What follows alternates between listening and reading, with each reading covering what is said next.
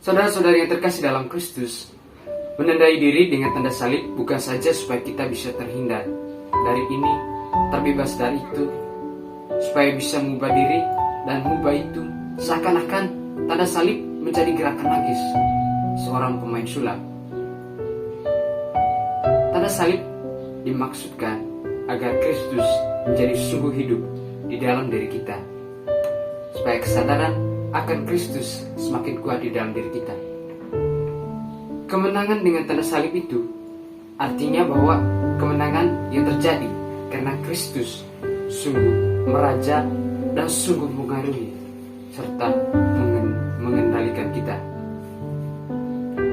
Salib kita sebut sebagai tanda kemenangan.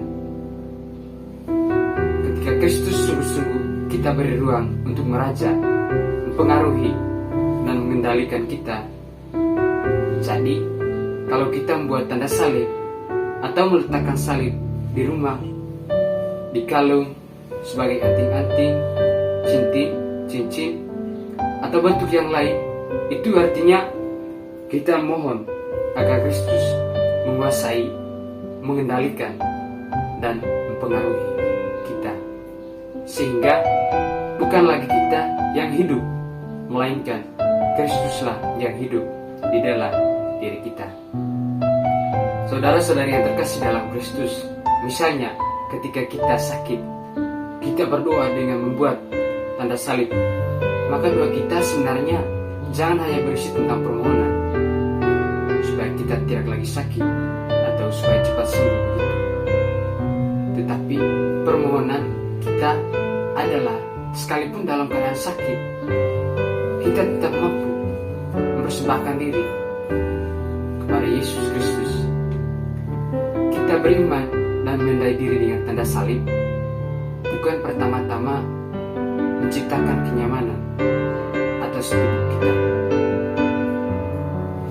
dan bukan untuk menciptakan kenyamanan atas tubuh kita supaya sehat, supaya kaya, supaya sukses, supaya berhasil, aman, dan luput dari semua persoalan. Bukan demikian. Sasaran dari iman akan Kristus melalui salib atau tanda salib itu supaya kita bisa mempersembahkan diri, walau dalam sehat atau sakit, entah di saat kita kaya atau miskin, entah gagal atau berhasil, entah sedang dalam keuntungan ataupun kerugian, entah dalam situasi terancam atau dalam situasi penuh kemerdekaan. Saudara-saudari yang terkasih dalam Kristus, situasi apapun dengan tanda salib harus membuat kita berbuah di situ. Tanda salib atau ketika kita mencintai tanda salib, tujuannya yang pertama adalah supaya kita mempersembahkan diri seperti Yesus yang muncul dalam karakter salib itu sendiri. Saudara-saudari, jadi fokus beriman kita adalah tentang persembahkan diri, bukan cari diri.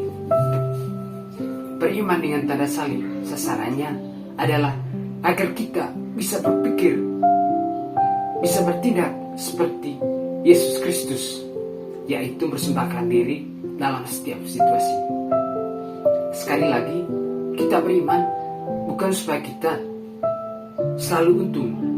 Kita membuat tanda salib bukan supaya kita selalu menang, selalu sehat, dan selalu berhasil. Bukan pertama-tama tentang keuntungan pribadi.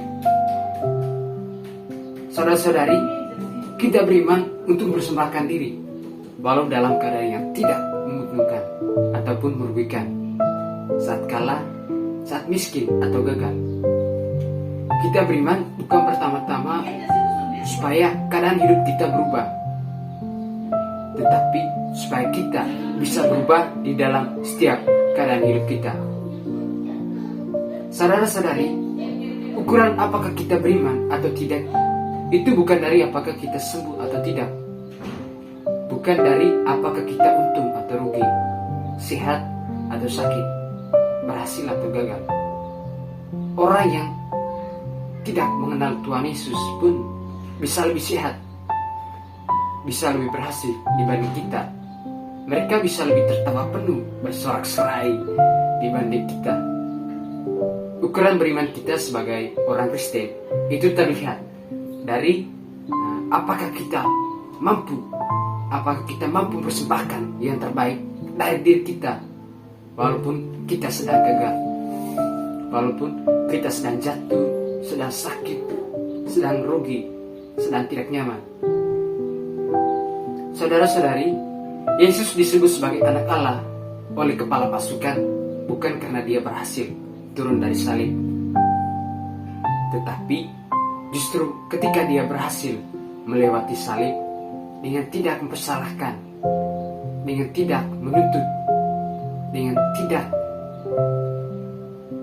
atau dengan mengampuni, dengan mendoakan dan tetap menyerahkan diri kepada Bapa, walaupun Bapa terkesan meninggalkan dia. Itulah mengapa kita jangan sekedar membuat tanda salib atau sekedar meletakkan salib di rumah, di dada, di telinga untuk memohon supaya kita bisa luput dari salib.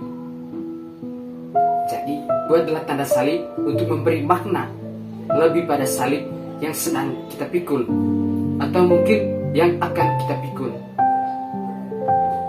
Kekristenan justru dilihat dari bagaimana kita memanggul salib itu. Yesus sendiri berkata kepada kita, barang siapa yang ingin menjadi pengikutnya, ia harus memikul salib setiap hari. Jadi, dari pernyataan itu, saudara-saudari, sudah sangat jelas bagaimana mungkin kita bisa mendekati Yesus untuk meminta supaya salib kita disingkirkan. Yesus meminta kalau kita ingin jadi pengikutnya, kita harus memikul salib setiap hari, tetapi yang kita minta dalam doa-doa kita supaya kita luput dari pengalaman salib. Jika demikian, kesaksian apa yang kita wartakan tentang Kristus kalau kita selalu menuntut supaya salib Kristus tidak kita pikul? Memang tidak ada salahnya ketika kita mohon supaya kita sembuh atau supaya kita berhasil dan lain-lain. Tetapi yang perlu diingatkan bahwa jangan batasi keimanan kita hanya untuk urusan atau kepentingan pribadi kita. Sehat, sembuh, kaya, berhasil, sukses, dan lain-lain saja di situ. Jadi jangan batasi keimanan kita atau kemuridan kita pada Kristus hanya untuk mengejar kepentingan pribadi. Tetapi sadarilah bahwa Allah menciptakan kita karena Allah punya kepentingan terhadap kita, dan kepentingan Tuhan itu terkadang menuntut kita untuk rela mengorbankan kepentingan diri kita sendiri. Hal itu menuntut kita melalui rasa sakit, melewati kerugian, melewati ketidaknyamanan. Jadi, saudara-saudara yang terkasih dalam Kristus, kita juga dipanggil untuk kepentingan Kristus